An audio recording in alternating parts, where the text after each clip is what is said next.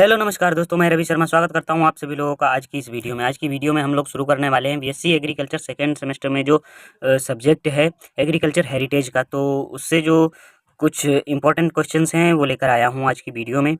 तो अगर चैनल पर नए हो तो सब्सक्राइब कर लेना, साथ में बेल आइकन को भी दबा लेना। और ज़्यादा देर ना लेते हुए वीडियो करते हैं स्टार्ट। उससे पहले अगर आप लोगों का कैसा पेपर हुआ है पहले का, तो वो चीज़ आप लोग बताइए। और अब ज़्यादा देर ना लेते हुए वीडियो करते हैं स्टार्ट। तो पहला प्रश्न है हमारा कि भारत के कुल क्षेत्रफल का लगभग कितने प्रतिशत भाग भाग पे कृषि की जाती है। तो इसमें से जो राइट आंसर है दोस्तों वो है हमारा ए वाला है। 51% जो है भारत के कुल क्षेत्र का लगभग 51% जो भाग है उस पर कृषि की जाती है, मतलब खेती की जाती है। अगले प्रश्न पर चलते हैं। अगला प्रश्न है हमारा दोस्तों, भारत के कुल क्षेत्रफल का लगभग कितना प्रतिशत भाग चागाश चागास भूमि है, चागास भूमि है। तो इसमें से जो राइट आंसर है दोस्तों वो है हमारा बी वाला जो है बी वाला जो है 4%। 4% जो है भारत के कुल क्षेत्रफल का लगभग 4% जो है 4% भाग चागासा भूमि है। ठीक है, अगले प्रश्न पर चलते हैं। अगला प्रश्न है हमारा दोस्तों कि कृषि का उल्लेख उल्लेख भारतीय संविधान में किस अनुसूची में आता है। तो इसमें से जो राइट आंसर है दोस्तों वो है हमारा सातवीं जो है अनुसूची में आता है। क्या कृषि का उल्लेख भारतीय संविधान में 7वीं अनुसूची में आता है। अगले प्रश्न पर चलते हैं। अगला प्रश्न है दोस्तों कि भारत में हरित क्रांति लाने का श्रेय किसे दिया जाता है या किसे कहा जाता है। तो इसमें से जो राइट आंसर है दोस्तों वह है बी वाला जो है स्वामीनाथन। स्वामीनाथन को हरित क्रांति का श्रेय कहा जाता है या दिया जाता है। अगले प्रश्न पर चलते हैं। अगला प्रश्न हमारा दोस्तों, भारत में हरित क्रांति की शुरुआत कब हुई। तो इसमें से जो राइट आंसर है दोस्तों वो है सी वाला। 1967 ईस्वी में हरित क्रांति की शुरुआत हुई थी। कितने में? 1967 ईस्वी में हरित क्रांति की शुरुआत हुई थी भारत में। अगले प्रश्न पर चलते हैं। अगला प्रश्न है हमारा दोस्तों कि हरित क्रांति का अधिक प्रभाव किस फसल पर पड़ता है। तो इसमें से जो राइट आंसर है दोस्तों वो है हमारा पहला वाला जो है गेहूं और चावल पर हरित क्रांति का अधिक प्रभाव पड़ता है। अगले प्रश्न पर चलते हैं। अगला प्रश्न है हमारा दोस्तों हाइड्रोपोनिक्स है। तो हाइड्रोपोनिक्स क्या है? इसमें से जो दूसरा वाला है वो राइट आंसर है दोस्तों जल में पौधों को उगाना। जल में पौधों को उगाना ही हाइड्रोपोनिक्स कहलाता है। अगले प्रश्न पर चलते हैं। अगला प्रश्न है हमारा दोस्तों कि एरोपोनिक है। एरोपोनिक क्या है? तो इसमें से जो राइट आंसर है दोस्तों वो है हमारा हवा में पौधों का उगना। हवा में पौधों का उगना जो है एरोपोनिक कहलाता है। अगले प्रश्न पर चलते हैं। अगला प्रश्न है हमारा दोस्तों सेरीकल्चर कहते हैं। तो सेरीकल्चर किसे कहा जाता है? इसमें से जो राइट आंसर है दोस्तों वो है रेशम कीट पालन। रेशम कीट पालन को जो है सेरीकल्चर कहा जाता है। अगले प्रश्न पर चलते हैं। अगला प्रश्न हमारा दोस्तों एपीकल्चर है। तो एपीकल्चर क्या है? इसमें से जो राइट आंसर है दोस्तों वो है हमारा मधुमक्खी पालन। मधुमक्खी पालन जो है एपीकल्चर कहलाता है। अगले प्रश्न पर चलते हैं। अगला प्रश्न हमारा दोस्तों पीली क्रांति संबंधित है। तो पीली क्रांति जो है किससे संबंधित है? इसमें से जो राइट आंसर है दोस्तों वो है हमारा डी वाला तिलहन उत्पादन से पीली क्रांति संबंधित है। अगले प्रश्न पर चलते हैं। अगला प्रश्न है हमारा दोस्तों कि तिलहन प्रौद्योगिक मिशन की स्थापना किस वर्ष हुई। तो इसमें से जो राइट आंसर है दोस्तों वो है बी वाला 1986 ईस्वी में तिलहन प्रौद्योगिक मिशन की स्थापना की गई। अगले प्रश्न पर चलते हैं।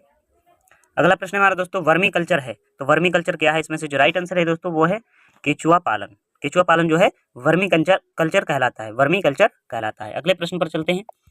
अगला प्रश्न हमारा दोस्तों भूरी क्रांति संबंधित है। तो भूरी क्रांति जो है किससे संबंधित है? इसमें से जो राइट आंसर है दोस्तों वो है हमारा उर्वरक उत्पादन से संबंधित है। क्या भूरी क्रांति उर्वरक उत्पादन से संबंधित है? अगले प्रश्न पर चलते हैं। अगला प्रश्न हमारा दोस्तों भारत उर्वरक उत्पादन एवं उपभोग में विश्व में किस स्थान पे है। तो इसमें से जो राइट आंसर है दोस्तों वो है तीसरे स्थान पर है। भारत उर्वरक उत्पादन एवं उपभोग में विश्व में तीसरे स्थान पर है। अगले प्रश्न पर चलते हैं। अगला प्रश्न हमारा दोस्तों नीली क्रांति संबंधित है। तो नीली क्रांति किससे संबंधित है? इसमें से जो राइट आंसर है दोस्तों वो है हमारा मत्स्य उत्पादन से। किससे? मत्स्य उत्पादन से जो है नीली क्रांति संबंधित है। अगले प्रश्न पर चलते हैं। अगला प्रश्न हमारा दोस्तों निम्न में से किस फसल के उत्पादन में भारत का स्थान प्रथम है। तो इसमें से जो राइट आंसर है दोस्तों वो है काजू। काजू की फसल में जो है फसल के उत्पादन में भारत का प्रथम स्थान है। अगले प्रश्न पर चलते हैं। अगला प्रश्न हमारा है दोस्तों कि फलों और सब्जियों के उत्पादन में भारत विश्व में किस स्थान पर है। तो इसमें से जो राइट आंसर दोस्तों है वो है हमारा बी वाला कि दूसरे स्थान पर है। फलों और सब्जियों के उत्पादन में भारत विश्व में दूसरे स्थान पर है। अगले प्रश्न पर चलते हैं। अगला प्रश्न है हमारा दोस्तों कि क्यूरिंग क्या है? तो क्यूरिंग क्या है? इसमें से जो राइट आंसर है दोस्तों वो है हमारा तंबाकू की पत्ती को सुखाने की प्रक्रिया कहलाती है क्या? क्यूरिंग। क्यूरिंग जो है तंबाकू की पत्ती को सुखाने की प्रक्रिया है। अगले प्रश्न पर चलते हैं। अगला प्रश्न हमारा दोस्तों श्वेत क्रांति संबंधित है। श्वेत क्रांति किससे संबंधित है? इसमें से जो राइट आंसर है दोस्तों वो है दुग्ध उत्पादन से संबंधित है। श्वेत क्रांति दुग्ध उत्पादन से संबंधित है। अगले प्रश्न पर चलते हैं। अगला प्रश्न है हमारा दोस्तों कि विश्व में तंबाकू उत्पादन में भारत का कौन सा स्थान है? तो इसमें से जो राइट आंसर है दोस्तों वो है हमारा बी वाला। बी वाला जो है तीसरा स्थान है। विश्व में तंबाकू उत्पादन में भारत का जो है तीसरा स्थान है। अगले प्रश्न पर चलते हैं। अगला प्रश्न हमारा दोस्तों लेवेरिका है। लेवेरिका क्या है? तो इसमें से जो राइट आंसर है दोस्तों वो है कहवा की एक किस्म। कहवा की जो है एक किस्म है क्या? लेवेरिका। लेवेरिका जो है कहवा की एक किस्म है। अगले प्रश्न पर चलते हैं। अगला प्रश्न है हमारा दोस्तों कि काफ़ी की खेती के लिए उपयुक्त तापमान कितना है? तो काफ़ी के उत्पादन के लिए उपयुक्त तापमान कितना होना चाहिए? इसमें से जो राइट आंसर है दोस्तों वो है हमारा 16 से 28 सेल्सियस होना चाहिए। ठीक है, 16 सेल्सियस से 28 सेल्सियस होना चाहिए। काफ़ी की खेती के लिए उपयुक्त तापमान 16 से 28 सेल्सियस तक होना चाहिए। अगले प्रश्न पर चलते हैं। अगला प्रश्न है हमारा दोस्तों भारत में काफ़ी के पौधों का रोपण किस माह में किया जाता है? तो इसमें से जो राइट आंसर दोस्तों है वो है हमारा जनवरी से मार्च के मध्य किया जाता है। अगले प्रश्न पर चलते हैं। अगला प्रश्न है हमारा दोस्तों कि गेहूं उत्पादन में भारत का कौन सा राज्य प्रथम है? तो इसमें से जो राइट आंसर है दोस्तों वो है हमारा उत्तर प्रदेश जो है गेहूं के उत्पादन में भारत का जो है उत्तर प्रदेश राज्य सर्वप्रथम है। ठीक है, अगले प्रश्न पर चलते हैं। अगला प्रश्न है हमारा दोस्तों विश्व में गेहूं उत्पादन भारत का कौन सा स्थान है? तो इसमें से जो है विश्व में जो है हमारा जो भारत का जो है कौन सा स्थान है गेहूं में? तो वो है दूसरा वाला। वो ऊपर वाला जो है वो राज्य में है। ठीक है, भारत में राज्य में जो है प्रथम है, और इसमें जो है तो इसमें है दोस्तों वो है विश्व में। ये चीज़ याद रखना, विश्व में और राज्य में। तो राज्य में है हमारा प्रथम और विश्व में जो है वो है दूसरा स्थान। अगले प्रश्न पर चलते हैं।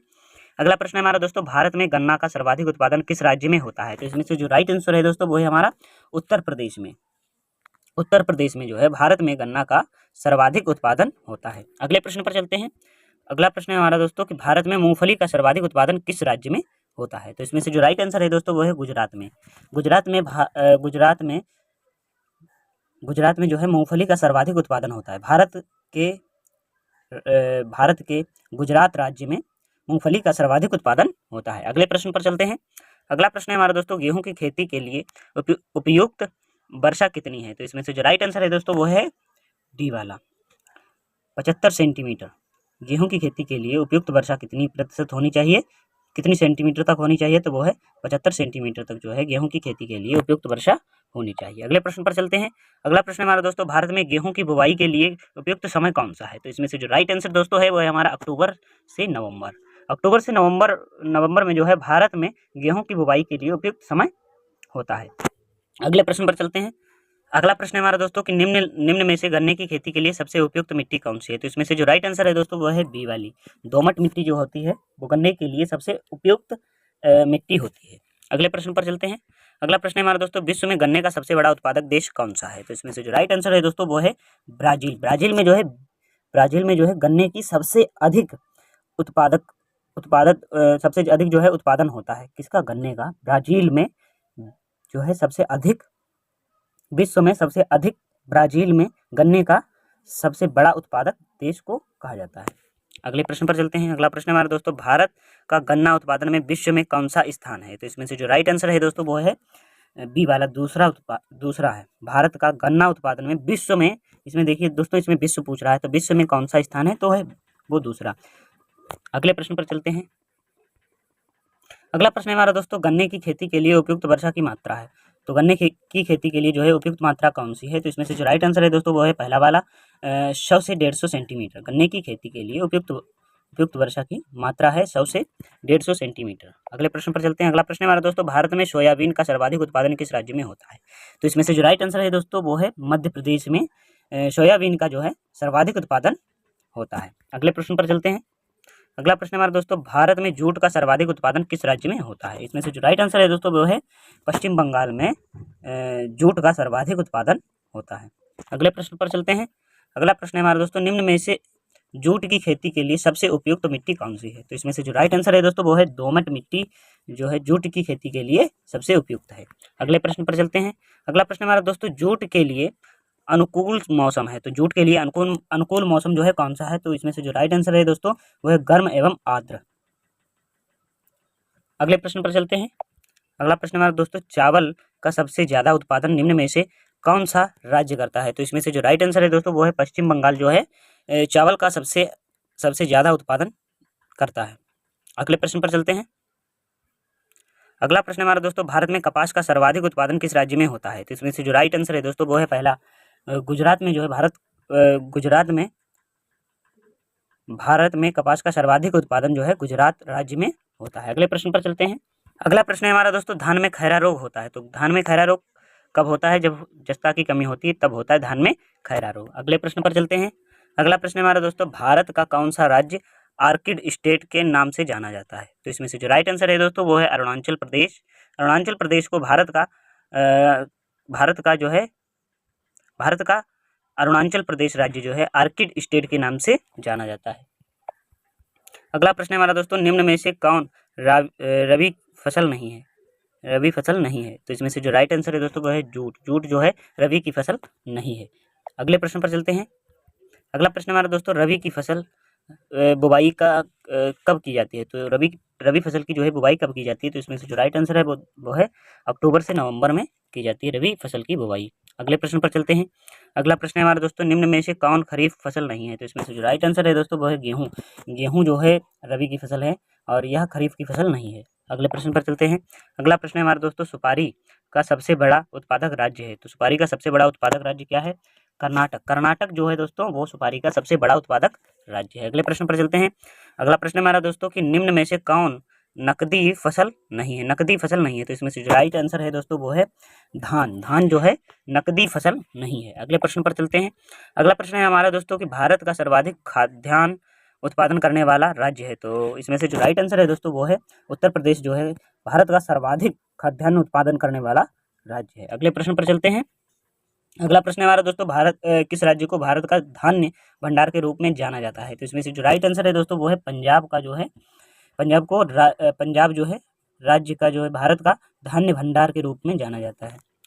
पंजाब में जो है मतलब धान की खेती वगैरह ये जो फसलें होती हैं अधिक होती हैं, इसलिए धान्य भंडार के रूप में जाना जाता है। धान की जो फसल है अधिक होती है। अगले प्रश्न पर चलते हैं। अगला प्रश्न हमारा दोस्तों भारत में कपास का सर्वाधिक उत्पादन किस राज्य में होता है? तो इसमें से जो राइट आंसर है दोस्तों वो है हमारा पहला वाला कर्नाटक को जो है भारत में कपास का सर्वाधिक उत्पादन जो है कर्नाटक राज्य में होता है। भारत में कपास का सर्वाधिक उत्पादन जो है कर्नाटक राज्य में होता है। अगला प्रश्न है हमारा दोस्तों भारत में कपास का सर्वाधिक उत्पादन किस राज्य में होता है? तो इसमें से जो राइट आंसर है दोस्तों वो है असम। असम में जो है भारत में कपास का सर्वाधिक उत्पादन जो है असम में होता है। अगले प्रश्न पर चलते हैं। अगला प्रश्न है हमारा दोस्तों भारत में प्राकृतिक रबड़ का सर्वाधिक उत्पादन किस राज्य में होता है? इसमें से जो राइट आंसर है दोस्तों वो है बी वाला, तो जो है केरल में जो है रबड़ का सर्वाधिक उत्पादन होता है। प्राकृतिक रबड़ का सर्वाधिक उत्पादन जो है केरल में होता है। अगले प्रश्न पर चलते हैं। अगला प्रश्न है हमारा दोस्तों दुग्ध उत्पादन में भारत का विश्व में कौन सा स्थान है? तो इसमें से जो राइट आंसर है दोस्तों वो है पहला स्थान है दुग्ध उत्पादन में भारत का। अगले प्रश्न पर चलते हैं। अगला प्रश्न है हमारा दोस्तों भारत में ऑपरेशन फ्लड की शुरुआत कब हुई थी? तो इसमें से जो राइट आंसर है दोस्तों वो है तीसरा वाला 1970 ईस्वी में जो है 1970 ईस्वी में ऑपरेशन फ्लड की शुरुआत हुई थी। अगले प्रश्न पर चलते हैं। अगला प्रश्न है हमारा दोस्तों ऑपरेशन फ्लड संबंधित है, तो ऑपरेशन फ्लड किससे संबंधित है? दुग्ध उत्पादन से जो है ऑपरेशन फ्लड संबंधित है। अगले प्रश्न पर चलते हैं। अगला प्रश्न है हमारा दोस्तों कि भारत में श्वेत क्रांति के जनक कहे जाते हैं, तो श्वेत क्रांति के जनक जो है किसे कहा जाता है? तो वी कुरियन को कहा जाता है श्वेत क्रांति का जनक। अगले प्रश्न पर चलते हैं। अगला प्रश्न है हमारे दोस्तों भारत में कितने प्रतिशत लोग कृषि पे आश्रित हैं? तो इसमें से जो राइट आंसर है दोस्तों वो है 52% जो है लोग भारत में 52% लोग कृषि पे आश्रित हैं। अगले प्रश्न है हमारा दोस्तों भारत में जेनेटिक रूप से परिवर्तित किस फसल को व्यापारिक उत्पादन के लिए अनुशासित किया गया है? तो इसमें से जो राइट आंसर है दोस्तों वो है हमारा ए वाला बीटी कॉटन को जो है भारत का जेनेटिक रूप से परिवर्तित बीटी कॉटन फसल को व्यापारिक उत्पादन के लिए अनुशासित किया गया है। अगला प्रश्न है हमारा दोस्तों, निम्न में से कौन से राज्य को जैविक खेती करने वाला प्रथम राज्य घोषित किया गया है? तो इसमें से जो राइट आंसर है दोस्तों वो है सिक्किम। सिक्किम को जो है निम्न में से सिक्किम राज्य को जो है जैविक खेती करने वाला प्रथम राज्य घोषित किया गया है। ये हमारा लास्ट प्रश्न दोस्तों रह गया है कि भारत में निम्न में से किसका सबसे बड़ा उत्पादक और उपभोक्ता है? तो इसमें से जो राइट आंसर है दोस्तों वो है दलहन। दलहन का जो है भारत में सबसे बड़ा उत्पादक और उपभोक्ता है। तो आप लोगों को यह वीडियो कैसा लगा है कमेंट बॉक्स में ज़रूर बताइए, और साथ में दोस्तों के साथ शेयर भी कर दीजिए। वीडियो अच्छा लगा हो तो लाइक करना, चैनल पर नए हो तो सब्सक्राइब जरूर कर लेना। और मिलते हैं किसी नेक्स्ट वीडियो में, तब तक के लिए राम राम, जय हिंद, जय भारत।